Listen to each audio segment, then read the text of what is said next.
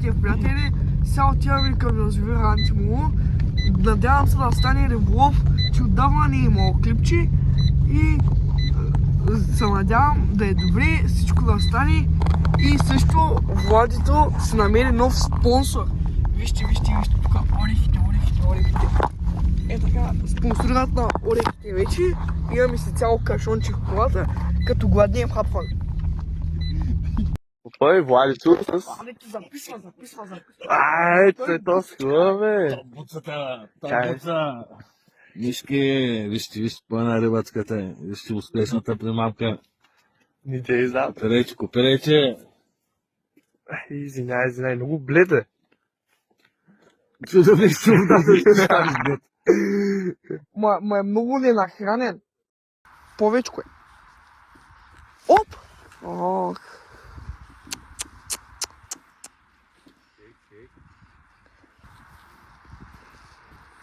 Приятели, като цяло днеска не от най-успешните дни. Пак поне имаме 2 рибки за сега. Има още няколко ударчета, всичките имаме ударчета. Аз и Баво изкарахме пълно. Да, има и минус 1 фиш на бошката, му задаха фиша. Бошка, ти още ли си с този фиш, шано фиша? Чакай да покажа модификацията. Никой няма. Той Special Edition. Red Head с зелено. Такъв фиш виждали ли сте? Мисля, че не сте, приятели. И обаче тук има нещо, което сте виждали и тук... Опа! Давай, бат Владо! Давай!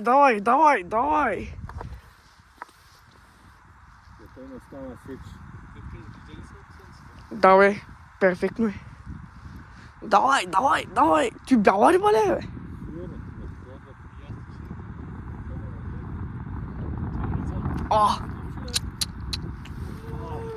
Чай сега да... Не, бе, водицата!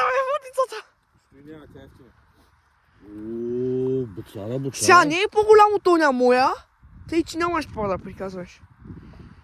Не е лошо да го откачиш първо. Нали трябва да се види примамката, бе? И тъй са прави Владислави. Ето го, приятели, приличен косторяк. Бам!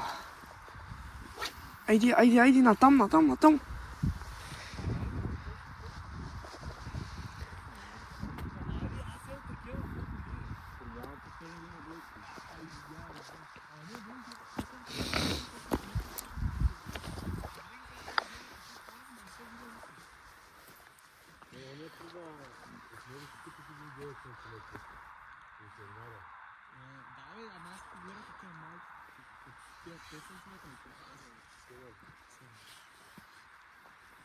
Защото си изтрема големи, аз не ги правя тази по-за бяла риба на дно.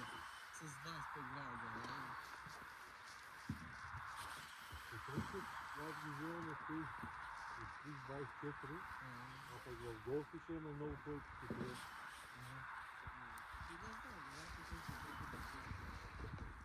Бяха и по-ефти в голфите. То пък е само Тетката с първа риба. Оп, на новата вътичка. Да се види как работи прачнето. Едно хубаво костурче. Дай, покажи костурчето. На големия фиш. Покажи костура. Прилича. Опасен, добре. Хайде, фале. Гашка.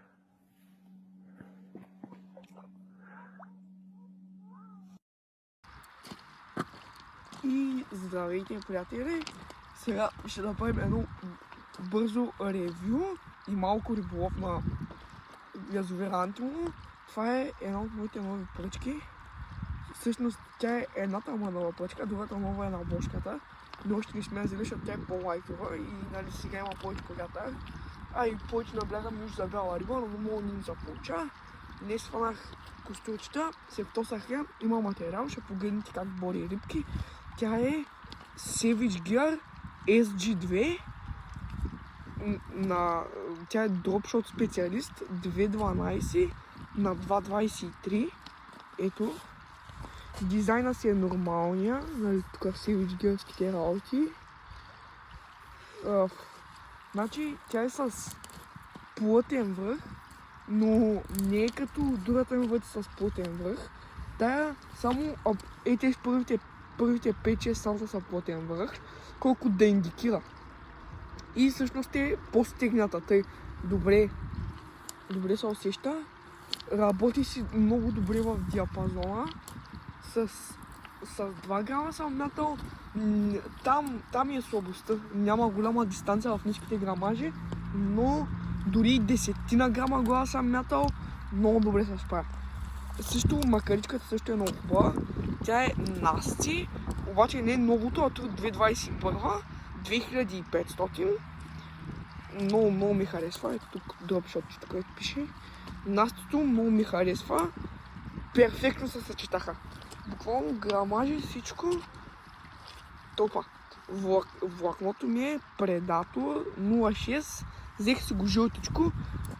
Взех си Predator, защото да ми е по-здраво и да ми е спокойно с закачките. Дизайна си е нормалния за SG двойката. Не е Revenge. Наистина Revenge също е хубава войца. Пак обаче на мен този дизайн повече ме харесва. Значи, ето в момента съм направил един двоен монтаж и се постигат много добри дистанции. Ето в момента съм с 5 грама глава и мятам над 30-40 метра. Може би в момента е ветровито, така че няма какво се притеснявате за това. Войцата е, нали, с дългите крачета за далечна дистанция и нагоре вече са нормалните сигводачи. Войцата е турей карбончето. Като всичките SG двойки имат детайлчета, златното. Много ми харесва на мене.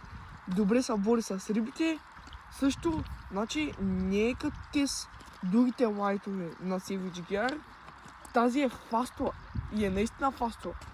Работи си много добре, като джиглаш с гъла, буквално само е така. Пак аз не джигвам с двата гъла в момента. Вие ще видите на клипа, ще ви сложа кадри как джигва, как работи. При засечката също е много добра.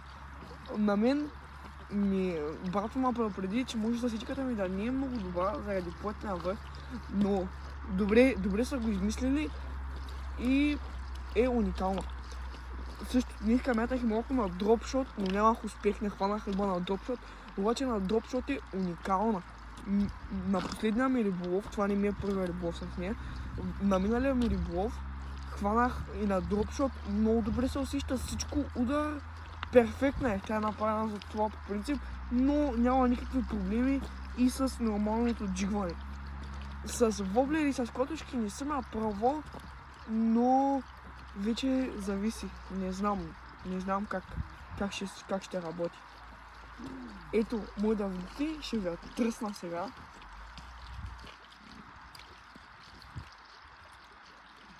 Ето.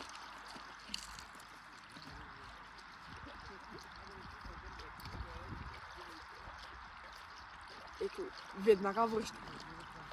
Много е добър. На мен много ми харесва. И ако искате, вече ще преминем към риболова.